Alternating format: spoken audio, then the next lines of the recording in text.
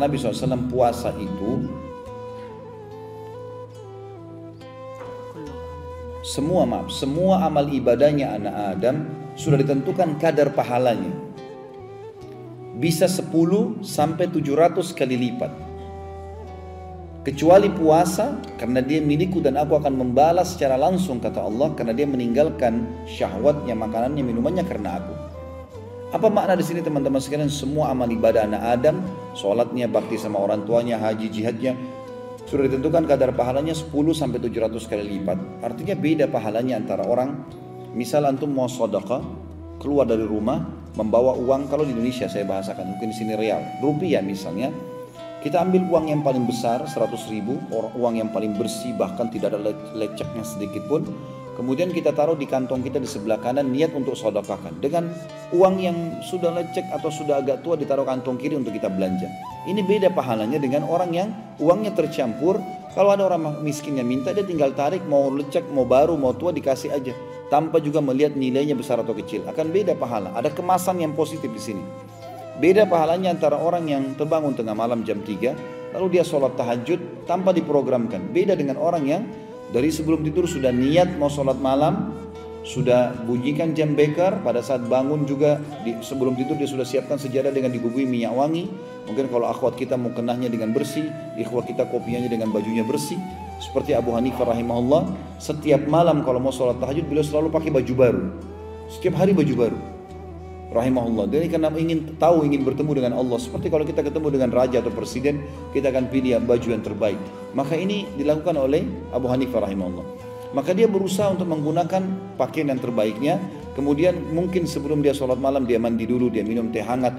Maka beda pahalanya orang yang mengemas ini dengan orang yang begitu saja mengerjakan ibadah. Makanya ibadah itu bisa 10 sampai 700 kali lipat tergantung kadar niat dia dan bagaimana dia mengemas sebaik mungkin ibadah itu.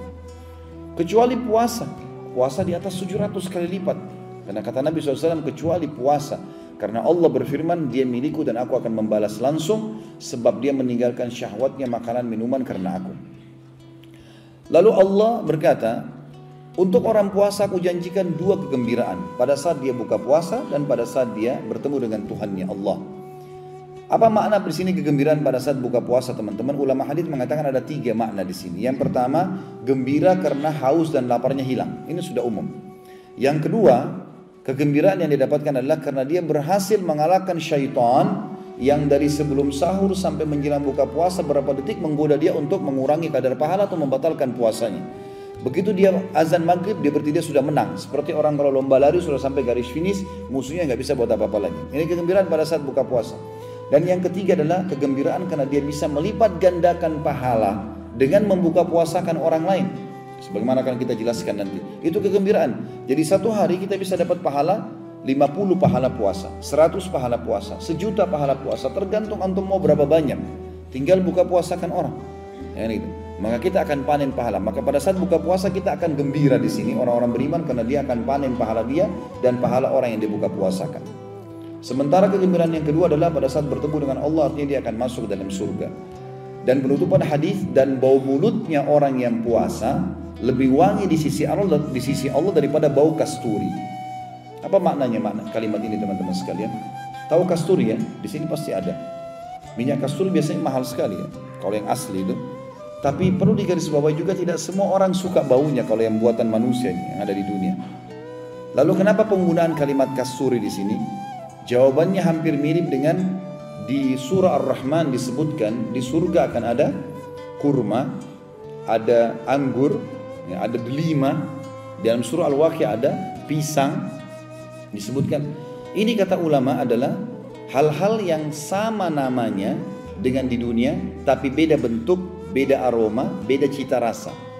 Jadi misal masalah kurma di surga, baginda Nabi SAW bersabda, sesungguhnya satu butir kurma di surga, satu butirnya seperti tempayan besarnya. Tempayan tempat makanan yang besar, bisa 10 orang makan. Satu butir kurma. Putihnya lebih putih daripada susu, manisnya lebih manis daripada madu, dan lembutnya lebih lembut daripada buih.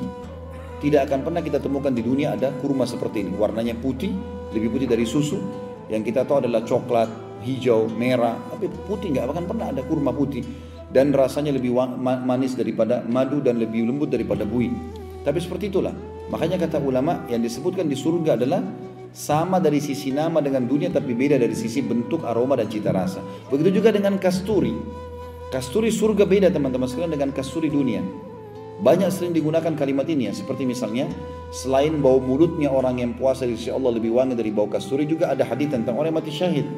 Yang kata Nabi SAW, orang yang mati syahid akan menetes darah dari lukanya dan mengeluarkan wangi lebih wangi dari bau kasturi atau sebagai semerbak kasturi, gitu kan? Maka kata para ulama ini adalah kasturi akhirat. Dan yang dimaksud dengan kalimat Nabi SAW, sesungguhnya bau mulutnya orang yang puasa di sisi Allah lebih wangi dari bau kasturi adalah ahli surga yang rutin puasa. Nanti kalau dia ngobrol dengan ahli surga yang lain dan di surga itu, mulutnya mengeluarkan bau kasturi yang wangi. Dan ini tidak berlaku bagi orang yang tidak puasa. Misal, ada orang meninggal tidak sempat puasa Ramadan, mungkin karena kejahilan atau karena maksiatnya, lalu dia masuk neraka dulu, dibersihkan dosanya, lalu dia masuk ke dalam surga. Nanti dia nggak dapat fasilitas itu. Jadi ini bukan maknanya teman-teman, kalau kita baca dalam hadis misalnya, teman-teman baca buku, oh bau mulutnya orang yang puasa lebih wangi di sisi Allah dari bau kasturi. Bukan kita datang ke teman kita lagi puasa gini, ini cium bau mulut saya, kita tiupin ke dia. Itu bisa pingsan dia nanti. Karena pasti bau mulut kita ada, gitu kan. Jadi bukan itu yang dimaksud.